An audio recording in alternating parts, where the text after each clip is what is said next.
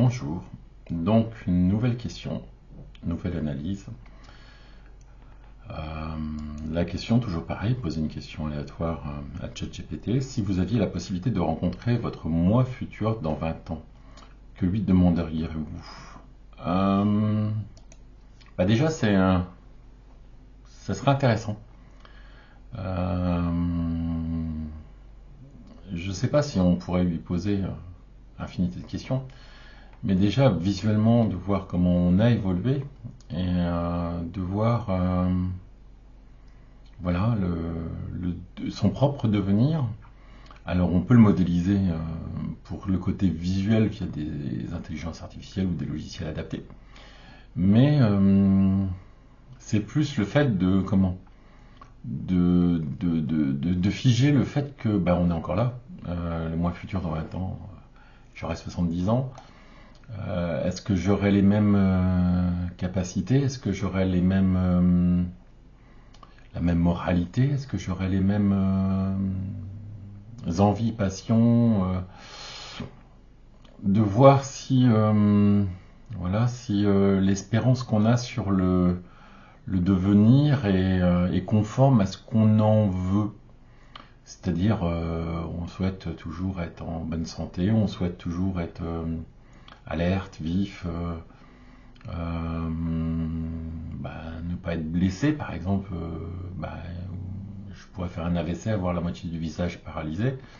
Je pourrais avoir perdu totalement mes cheveux. Je l'ai déjà vu ça, quelque part. Non, mais voir si j'ai maigri, j'ai grossi, voir et se questionner justement de alors comment ça s'est passé. Est-ce que déjà 20 ans, ça veut dire que je suis en retraite, petit vénard normalement, et de savoir si la technologie a pris le bon tournant entre guillemets. Est-ce que la société a pris le bon tournant? Est-ce que j'ai changé? Sur le fait de par exemple voyager ou sur le fait de la vie personnelle ou voilà donc voilà, ça serait plutôt des questions de alors qu'est-ce que je vais découvrir? Dis-moi ce que l'avenir me réserve, même si c'est pas bon de connaître son avenir, parce que si on savait qu'on allait louper entre guillemets un train, on va peut-être partir 5 minutes plus tôt, mais on va se faire écraser par une bagnole. Mm. Ou si on savait qu'on allait causer du mal à une personne, on voudrait rectifier le tir, mais finalement, nous ne serions pas nous. Puisque, voilà, faut pas chercher à être quelqu'un d'autre, entre guillemets, forcément. Faut juste essayer d'être le plus bienveillant. Mais bon, par exemple, on peut lâcher une phrase et que celle-ci blesse. Ou on peut, voilà, on peut. Donc se dire que connaître son avenir, parce que c'est une question, est-ce que je lui poserai des questions sur mon avenir? Je pense que oui. Je serais curieux, même si d'un côté je me dis, ah ouais, mais ça va en fait finalement te fermer des portes, puisque en fait tu vas t'empêcher de faire des choix parce que tel choix est, avec du recul dans l'avenir, est mauvais, ou voilà, alors ça veut dire qu'on influencerait le cours de notre vie. Ou sinon, mais même le fait de poser une question dans l'avenir serait perturbant, puisque finalement on serait amené à savoir des choses euh, où notre esprit est peut-être pas prêt à le savoir. On a découvert un remède contre le cancer, ça y est, c'est fait, c'est réglé. Ah oui, bah cool, ok, donc finalement je donne plus. Finalement, la recherche ne sert plus à rien puisqu'on peut avoir trouvé. Donc, et en fait, on va peut-être, par le fait d'avoir une information, modifier entre guillemets, bah oui, le courant de l'histoire. Et puis, est-ce que bon, ouais, ça c'est, on en a fait des films. C'est voilà, le fait de savoir si un tel gagne un match ou un tel va mourir ou un tel va vivre ou un tel va machin. Le fait de savoir l'avenir, finalement, c'est pas si bon que ça. Parce qu'on va le modifier forcément. On va essayer soit d'aller vers, soit d'en profiter, soit de voilà, on est. Donc non, non, non, oui, bah chaque personne souhaiterait savoir ce qu'il devient. Et voilà, la question de ce qu'on lui demanderait, ben voilà, qu'as-tu fait pendant ces 20 ans? Es-tu devenu toujours aussi con? Es-tu toujours aussi con? Non, mais voilà. Donc la pensée, là, se pose des questions philosophiques, se pose des... Il n'y a pas énormément de- d'idées entre guillemets, puisque en fait c'est déjà une supposition si on découvrait notre futur. Et puis finalement on se pose pas vraiment la question, puisque on pense que c'est irréalisable. Et bah, c'est pas voilà, c'est pas notre sujet de conversation de tous les jours. C'est pas un sujet auquel on écrit, voilà, où on philosophe entre guillemets. Voilà, bref, ça nous tomberait dessus. Est-ce que déjà nous-mêmes, dans le futur, ne nous poserions pas nous-mêmes la question de nous dire est-ce que ça vaut le coup de parler à ton toi passé? Parce que déjà, qu'est-ce qu'il va t'apprendre? Bah rien. Mais donc tu vas lui apprendre quelque chose et est-ce par nécessité ou est-ce que c'est par simple intérêt personnel? Donc ma logique dirait finalement bah, que si la rencontre devait avoir lieu, ça serait potentiellement dangereux. Dangereux parce que il y a un fait où il y a une responsabilité importante sur le fait que nous nous croisions. Et je pense que dans ma logique, ça serait pas forcément bienvenu.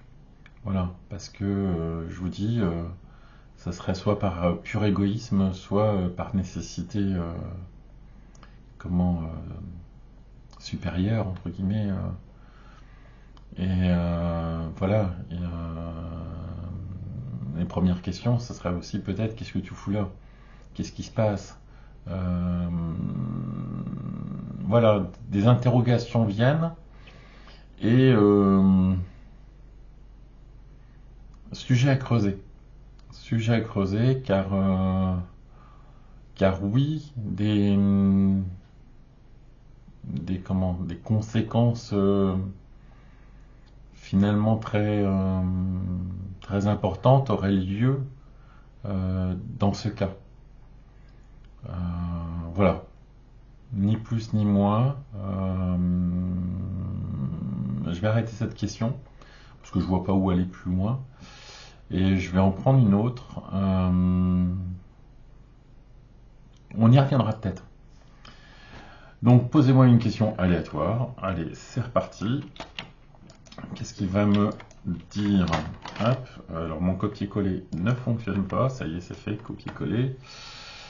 Si vous pouviez être un personnage de fiction pour une journée, qui choisiriez-vous et pourquoi? Ah, personnage de fiction, bah, je l'ai toujours dit que mon personnage de fiction, c'était Léon. Pourquoi? Oui, oh, c'est un fantasme, hein, parce que il vit des choses et voilà, c'est complètement en décalage avec ma vie personnelle, mais voilà, un personnage de fiction pour une journée, ça serait Doctor Strange, parce qu'il peut modifier beaucoup de choses, ou non, mais et puis une journée, pourquoi une journée? Juste une heure? Est immortel pour une heure. Et puis au bout d'une heure, une minute, il y a une tuile qui tombe sur le coin de votre nuque et vous êtes mort. Ouais, ouais. Non, non, non, non, mais oui, bah pourquoi bah, un personnage de fiction, oui, Léon. Léon, parce que bah, l'acteur qui m'a fait découvrir ce personnage-là, bah, c'est quand même Jean Reno, hein, c'est pas un acteur. C'est comme si je disais Ethan Hunt, comment, un agent secret ou James Bond. Ah oui, James Bond. Non, personnage de fiction. Je me suis mis à réfléchir, par exemple, parce que là, ils vont faire un nouveau casting pour Harry Potter, pour la série. Dans quel rôle on me verrait bien? Hagrid. Le bon gros tout gentil. Ouais, Hagrid. Mais les autres personnages seraient intéressants. Severus Rogue est intéressant à jouer, j'imagine. Donc un personnage de fiction qui en plus est magicien et peut faire beaucoup de choses. Mais oui, après c'est toujours pareil. On retourne sur la question du quel super-héros, mais c'est de la fiction. Voilà. Et je pense que l'esprit a conscience de la fiction. Donc, ne se contente pas d'une réponse bien précise et peut se permettre de partir dans plusieurs idées. Parce que, si on me donne la possibilité de n'importe quel personnage de fiction une journée, c'est éphémère. Je peux me mettre dans un rôle Captain Flamme, je peux me mettre dans un rôle euh, de Maverick dans Top Gun, je peux me mettre dans Batman, je peux faire ce que je veux, mais est-ce que c'est dans la société actuelle? Est-ce que c'est dans la fiction même? Sinon, Matrix, eh ben oui. Keanu Reeves dans Matrix, je serai dans la matrice. Voilà, c'est assez marrant comme question. Donc ça permet de voir aussi où on est ma pensée, mes envies, mes idées. Mais voilà, c'est une question qui apporte beaucoup plus de liberté de penser, de se dire je serais forcément on pense plus ou moins d'être quelqu'un de bien, un personnage associé au bien que le méchant dans Indiana Jones ou le méchant dans tel ou tel film, dans le Schindler List, par exemple, le nazi, ou voilà. Donc non, on pense c'est plus ouvert, c'est plus surréaliste. Donc là, le cerveau, allez, pof, pof, pof, pourquoi pas. Il part dans un peu toutes les directions. Il se dit, je pourrais être Bibi plus Coyote, je pourrais être Speedy Gonzales, je pourrais être Dexter, je pourrais être Hannibal Lecter. Attention, je vous invite à dîner ce soir. Voilà. Donc Mulder ou Scully ou plein de personnages de Friends, de l'agence touriste, voilà cette question en fait on se rend compte que il y a des questions où c'est choix fermé, choix ouvert, choix multiple et le cerveau réagit pas de la même façon. C'est-à-dire que là par exemple je fais appel à ma mémoire plus cinématographique. Pas forcément trop le visuel parce qu'en fait que ça me corresponde pas je m'en fous hein, d'être dans un déguisement de Batman va falloir serrer fort pour cacher mon ventre mais voilà c'est ce que c'est est-ce que est-ce que ça sera dans la fiction que je vivrai ou est-ce que ça sera dans la réalité? Parce que dans la réalité si on me croise en tenue de Batman dans la rue allez, 10 minutes avant l'ambulance. Sauf si c'est le carnaval des étudiants, mais je suis pas étudiant. Donc voilà. On va faire une autre question. Parce qu'aujourd'hui, c'est des questions finalement très courtes. Très très courtes qui ne modifient pas grand chose dans mon courant de pensée. Donc on va poser une question aléatoire. Allez, et puis tant pis, hein, on verra. Si vous deviez écrire un livre sur votre vie jusqu'à présent, quel serait le titre? Alors ça, je l'ai pas vu venir. Parce que c'est sur sa vie. Donc ça veut dire faire un bilan de sa vie. C'est-à-dire faire un bilan, parce que est-ce que ça serait les aventures d'un individu des plus normales, voilà, et encore, parce que des fois l'aventure d'un individu des plus normales est plus intéressante que la vie d'un artiste ou la vie d'un présentateur de télévision. J'en connais un. Donc non, non, ça pourrait être euh, 50 années sur le globe. Euh, oui, ça serait. Parce qu'on, si on écrivait un livre et puis on a envie de le faire lire, donc on ne dirait pas ça fait 50 ans que je m'emmerde. Voilà, je pense pas qu'on dirait ça comme ça, parce que j'ai vécu des choses bien. Après, j'ai rencontré des gens bien, j'ai voyagé quand même. Voilà, il y a des choses intéressantes dans la vie. Mais ça serait presque la vie d'une nounours. Voilà. C'est pas avec moi que vous allez escalader l'Everest demain. Même si j'avais promis à quelqu'un de le faire. Façon de parler, c'est une métaphore. Mais non, je pense qu'il faut être.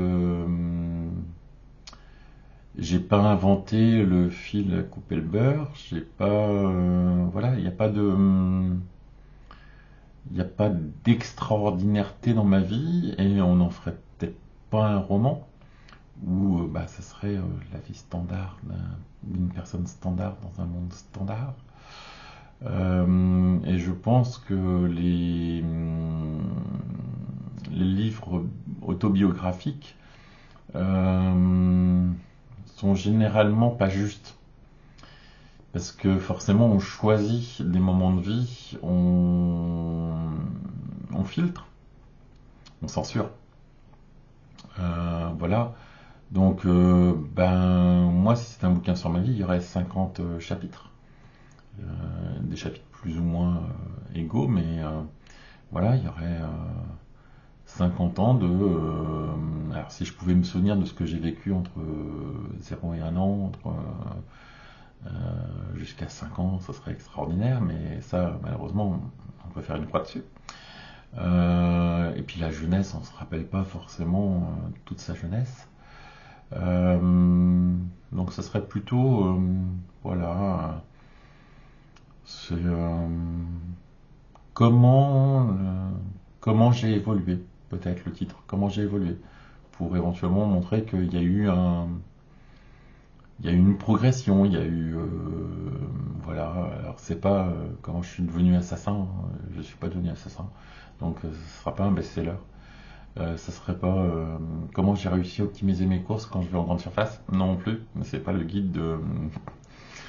Mais ce serait plutôt, oui, comment j'ai évolué dans cette société qui, en fait, souvent ne me convient pas. Je ne m'épanouis pas forcément à 100% dans cette société et forcément il y a un décalage. Les gens s'attendent à ce qu'on soit heureux, qu'on soit, les clichés entre guillemets de la société. Alors oui, on préférerait lire un bouquin sur tel ou tel artiste, puisque forcément, il est mieux que nous. Mais non, il se lève comme tout le monde le matin, il va au chiottes, il prend un petit déjeuner, il travaille, ou il dépense du fric. Voilà, il y en a qui ont la chance. Il passe leur journée à dépenser du fric, si c'est de la chance. Donc, ouais, lire un livre sur soi, et puis en trouver un titre, bah, c'est compliqué, c'est parce que soit on tirerait les traits, voilà, pour flatter son ego, dire comment j'ai réussi à finir tel ou tel dossier dans ma vie, voilà, ou comment j'ai été victime du surendettement, par exemple, comment j'ai été discriminé, ou comment j'ai été, voilà, voilà, la discrimination positive, mais même la discrimination tout court, ou comment, pourquoi tel choix de carrière, ou pourquoi tel choix de passion, ou pourquoi, donc, quand j'aurai écrit 10 bouquins, je pourrais dire, voilà comment je suis arrivé à devenir tel auteur. Mais non, au jour d'aujourd'hui, ça serait tristement banal de dire le titre de mon bouquin, ça serait La vie d'un hurluberlu de 50 ans. Voilà. Bon, j'espère que je vous ai fait rire quand même un petit peu. Voilà. Donc on fait encore une question quand même. Hein. 20 minutes de vidéo, je suis pas habitué à parler si peu. Hein. Donc on va encore en faire une. Tiens, allez hop, on n'est plus à ça près. Hein. Allez, posez une question aléatoire. Si vous deviez choisir un talent artistique à développer, que choisisseriez-vous et pourquoi? Un talent artistique. Alors, l'art. L'art. Il y en a deux. On va commencer par celui qui m'est venu le premier à l'esprit, le dessin. J'aurais adoré savoir dessiner, entre guillemets, et savoir croquer. Ah là là, voilà, ça aurait été génial. Et puis en fait, honnêtement, hier soir, je suis allé sur Internet et j'ai découvert une autre IA. Je vais la citer, Midjourney, qui permet de réaliser des dessins à partir d'une pensée. Oh là, mon Dieu, que j'ai été surpris. C'est d'un tel réalisme. Et c'est pas instantané, ça prend quelques secondes, mais c'est bluffant. Voilà, c'est tout simplement bluffant. Je peux pas vous montrer, mais je mettrai certainement des, des résultats, entre guillemets, de cette intelligence artificielle. Donc, même pour moi, il n'est pas concevable d'avoir ce talent-là, parce que c'est vraiment, voilà, c'est bluffant de réalisme. C'est voilà. Et j'ai vu des demandes d'autres internautes. Et voilà, oh là là, voilà. Donc, s'il y avait un talent artistique que j'aimerais avoir, bah, c'est celui de dessiner, parce que voilà, c'est formidable d'avoir ce talent. J'ai rencontré Bruno Marty, le caricaturiste des Guignols de l'Info, qui m'a fait ma caricature. Merci Bruno Marty, qui me l'a vendu. Tout travail mérite salaire. Et je suis resté béat devant le résultat, tellement voilà, c'était moi je suis un enfant devant le Graal quand je vois un dessin et comment voilà, il est possible de mettre sur papier ou sur informatique, entre guillemets, des commandes de telles choses. Donc forcément, c'est toujours pareil, un peu les questions qui sont proposées sont plutôt poussées vers le fantasme, le rêve, le souhait. Et donc on changera un petit peu pour avoir plus pour avoir une autre façon de penser, par exemple sur un courant de philosophie ou sur un souvenir. Mais restons sur voilà, le talent, donc le talent de dessiner. Et la musique. Mais là, c'est pas du fantasme, c'est j'ai été musicien. J'ai été dans mon enfance, j'ai fait du solfège et j'ai fait de la clarinette et j'ai même, pour le plaisir, joué au synthé. Et je me suis même amusé à composer des morceaux, voilà, à concrétiser des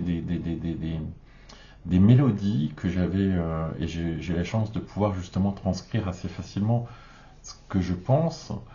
Bon, des fois, voilà, on se réveille, on a pensé à une mélodie, et puis 10 minutes après, il ne reste plus rien, parce que ou on s'enregistre et on est ridicule après quand on s'écoute, parce qu'on n'est plus dans le contexte. Mais la musique, ça serait, voilà, pareil. Ça serait, et quitte à choisir entre les deux, moitié dessin, moitié musique.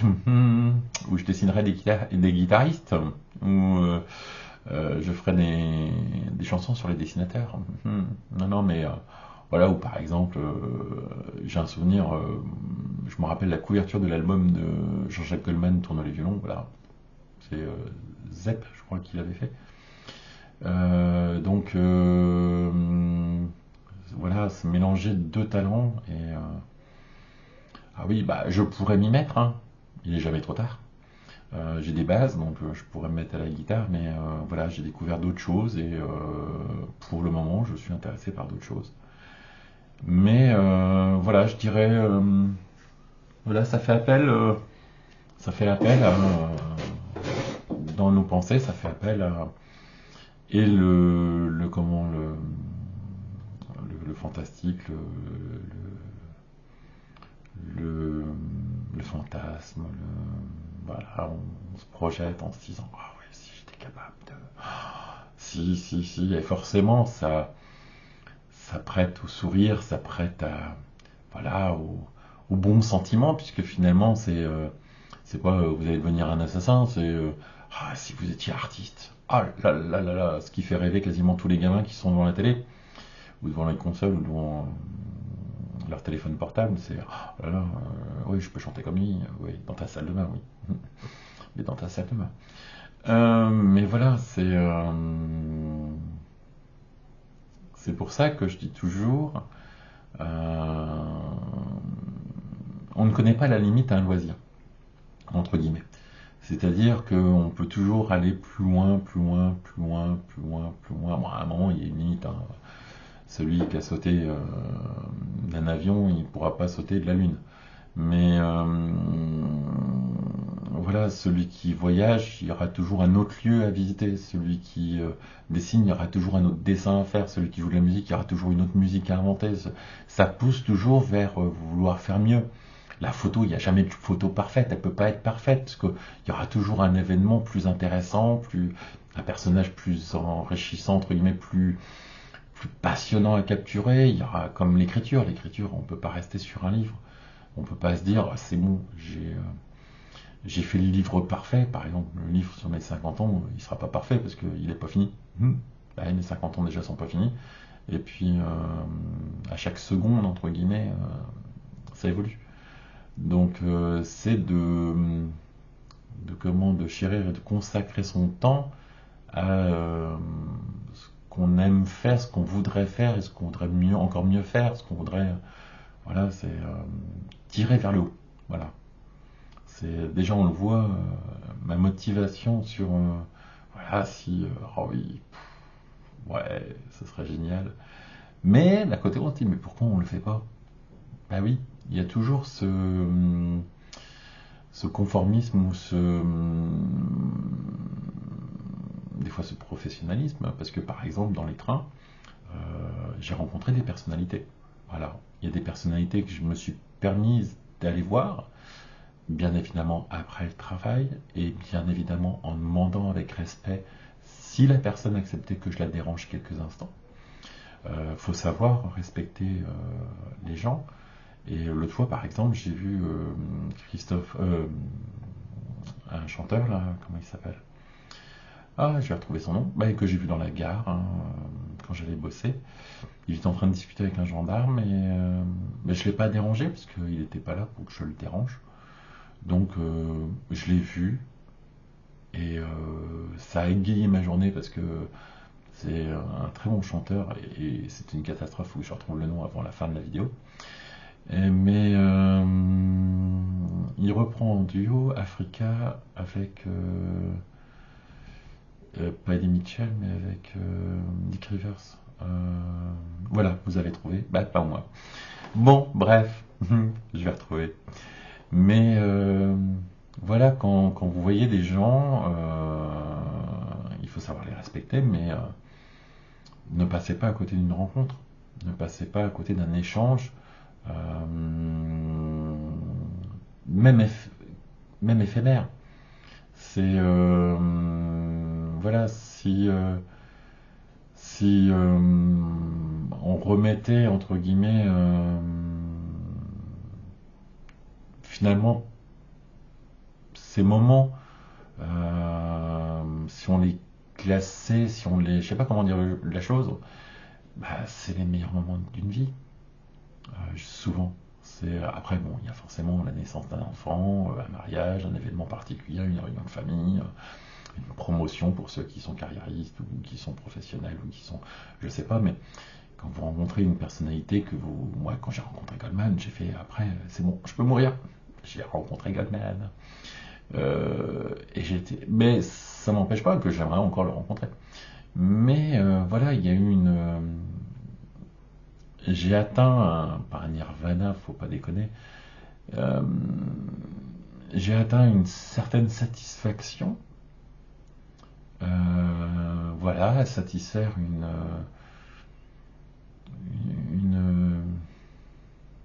voilà, un fantasme, celle de rencontrer l'artiste que je préfère. Bah, c'est pareil, peut-être que finalement, en rencontrant des gens dans la rue, en échangeant, en disant simplement bonjour, ça va peut-être provoquer des déclics, et peut-être que les gens vont déjà vous répondre, ce qui est déjà superbe. Et bah, en fait, en discutant, en échangeant, ces personnes vont nous faire évoluer vers le bien, je l'espère. Par exemple, quand vous rencontrez une personne qui est bénévole dans une association, bah, d'apprendre qu'il y a des bénévoles et éventuellement même de vous motiver à être bénévole, ça peut être une bonne chose, ça peut être positif. De rencontrer une personne qui va vous bah, transmettre entre guillemets une connaissance qui peut vous être utile. Par exemple, ah ouais, je suis allé l'autre jour, il y avait pas un vide maison, mais il y avait dans une salle des sports, il y avait de la vente de plantes et tout machin. Ah, bah, ça tombe bien, il faut que j'y pense, il faut que je me force à m'acheter des plantes pour mon jardin, ça serait bien, etc., etc. Donc, oui, les échanges sont positifs. Donc, les questions sont positives parce qu'elles font aussi évoluer. On se rend compte qu'il y a des questions complètement idiotes qui servent à rien. Et puis il y a des questions qui poussent à un peu plus de réflexion, qui voilà, vont chercher, vont creuser, vont euh, libérer entre guillemets aussi l'esprit, l'imagination, voilà, parce que si j'étais dessinateur, qu'est-ce que je ferais? Bah, je ferais des milliards de dessins. Non, mais après, voilà, si j'étais dessinateur, est-ce que je partagerais mon talent? La question se pose. Si je suis musicien, est-ce que je suis égoïste et je joue dans mon coin et je me fais plaisir solo, ou est-ce que voilà, je me mets dans un groupe, je montre que je suis capable de jouer un morceau, et puis deux morceaux, toute une symphonie. Est-ce que je partage? Donc voilà.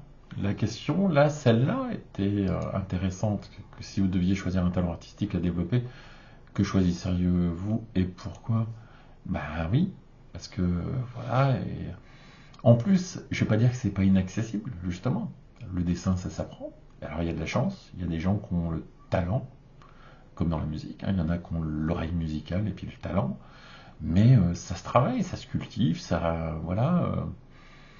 Tout le monde ne sait pas jouer de la guitare dès la première fois où on pose la main dessus, et tout le monde ne sait pas dessiner un portrait du premier coup. On travaille, on apprend à peaufiner ses gestes, à améliorer sa technique. Et donc, mais c'est possible. Voilà, faut se le dire. Faut vraiment faut vraiment ne pas s'arrêter. Non, je suis pas capable. Voilà. Ça, c'est. Je vais pas dire que c'est pas la phrase qui m'exaspère le plus, mais je suis pas capable. Bah, pourquoi t'es pas capable? T'as pas essayé. Si t'essayes pas, si tu travailles pas, si tu t'entraînes pas, si tu voilà, quelqu'un qui vous dit ah bah non, oh, je vais pas le soulever, c'est trop lourd. Bah pourquoi t'as pas essayé? Peut-être que le carton est vide. Voilà. Ou oh non mais ouais, j'ai pas envie de faire la recette, c'est compliqué. Ah ça c'est de la flemmardise. Moi pourquoi j'ai pas rangé mon bureau? C'est de la flemmardise. On peut dire que c'est de la procrastination, mais ça reste de la flemmardise, ranger, de pas ranger. Après on pourra réfléchir. Mais voilà, un talent, ben, celui qu'on pense, forcément, il est aussi accessible. Je me vois pas marathonien. Ça, c'est pas un talent. Bah, c'est pas dans le milieu artistique, mais par exemple, d'une envie que j'ai.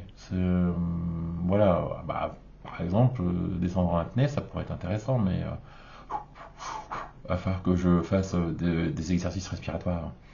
Mais dans le talent artistique, bon, il y a la danse, mais un éléphant, hmm, imaginez, c'est pareil.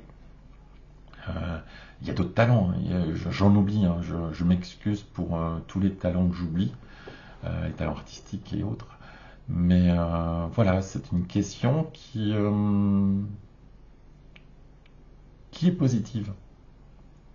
Parce que elle nous laisse pas indifférents, elle nous fait rêver, voilà, on le sent, voilà, voilà,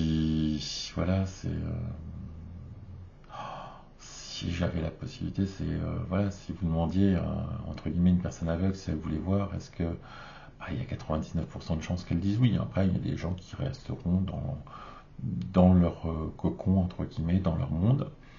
Mais voilà, si vous demandiez un cheval s'il veut courir, bah oui, il veut courir. Bah oui, il veut courir le plus vite possible. Et puis, il n'y a pas de limite. Voilà, on peut surpasser, on voit des records de toute façon régulièrement. Donc, bah pareil, si on était musicien, bah, au début ça serait un morceau, puis après 10 morceaux, puis après 100 morceaux, puis après on voudrait écrire, savoir composer, et puis réussir à exprimer, et ça, on est inarrêtable. Après, il y a forcément la fatigue, voilà, des choses qui font que, et puis, je veux dire, c'est pas de vitam aeternam, c'est éphémère aussi une passion, mais bon, à 90 ans, jouer encore de la guitare, là je dirais respect. Respect, mais voilà, un musicien qui joue jusqu'à ces derniers moments, je pense, c'est magnifique.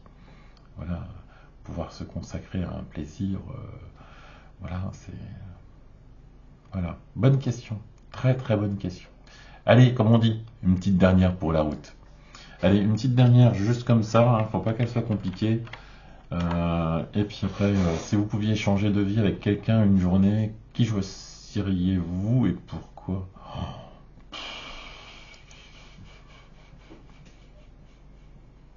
J'avais dit une petite question. J'aime bien parler aussi, je vous rassure. Si on aimerait changer de vie avec quelqu'un pour une journée, qui choisiriez-vous? Je pense le sexe opposé, déjà, pour justement avoir plus d'empathie envers ce que je ne connais pas. Voilà. Je sais pas si ça serait quelqu'un d'un autre pays, d'une autre langue, d'une autre culture, parce que ça serait intéressant de vivre dans une autre culture. Toujours pareil, on réfléchit à ce que ça m'intéresse pas d'être dans le corps de quelqu'un que je connais, parce que je m'en fous. Voilà. Euh, voilà, dans le corps de la personne qu'on aime ou dans le corps de la personne qu'on envie le plus mais dans le corps de quelqu'un qu'on ne connaît pas, qui n'a pas les mêmes. Ça pourrait être dans le corps d'une personne handicapée, par exemple, moi qui ne le suis pas physiquement. Ça pourrait être dans le corps d'un jeune, d'un vieux, d'une femme, d'un homme. Je vous dis plutôt femme, mais ça pourrait être aussi dans le corps d'un autre homme, hein, pourquoi pas. Euh, voilà, en se disant, c'est plus pour découvrir autre chose, parce que bon, on sait que c'est une journée, donc après on reprend le sien, puis on continue à vivre. Mais au moins, ça permettrait d'avoir moins de préjugés sur l'autrui. C'est-à-dire, voilà, une femme a des besoins différents, a un corps différent, et comment on peut, nous, contribuer je ne vais pas dire son émancipation, mais voilà, à ne pas avoir de l'empathie, en fait. Voilà, l'empathie, voilà, faites le bien, et l'empathie, voilà, c'est des bonnes bases. Donc voilà. Allez, 39 minutes 16, 17, bon, la recherche, il y aura encore plein d'autres vidéos. Promis. Voilà, donc les questions tournent un peu en rond quand même rapidement. Après, on se rend compte que voilà, il y a forcément plusieurs catégories de questions et qu'elles n'apportent pas la même réflexion de la pensée. Comme je m'analyse entre guillemets, mes pensées ne dévient pas trop. C'est-à-dire, j'ai pas pensé cuisine quand je vous parlais, j'ai pas pensé ce que j'ai regardé à la télé ou le bouquin que j'allais lire. J'ai pas pensé à la couleur du ciel ou s'il fallait que je reprenne le parapluie cet après-midi ou s'il fallait que je boive un verre d'eau. L'analyse fausse un petit peu peut-être ma pensée. Parce que je pense que, et oui, je pense donc je suis, mais je pense que des stimuli, pas des stimuli, mais des informations extérieures auraient eu tendance à interagir plus que la focalisation de la question et de la pensée, et de la réponse et des mécanismes. Voilà. Je suis un peu trop concentré, donc ça se voit pas. Mais voilà, je suis peut-être concentré sur un peu trop sur les sujets pour vraiment voilà, décrire au mieux. Donc il va falloir faire un effort de un peu normaliser les questions, l'explication, les mécanismes, ma pensée, etc., etc. Et laisser venir, laisser réouvrir entre guillemets le portail des informations extérieures. Vous voyez, par exemple, je ne vous ai pas dit, mais est-ce que vous avez observé l'écran et est-ce que vous avez remarqué quelque chose de différent? Au moins deux. Voilà, c'est un mystère, à vous de chercher. C'est le jeu du voilà, ce qu'il y avait hier, ce qu'il n'y a pas aujourd'hui, ce qui manque hier ou ce qui a été déplacé aujourd'hui. Bref, voilà, bonne journée.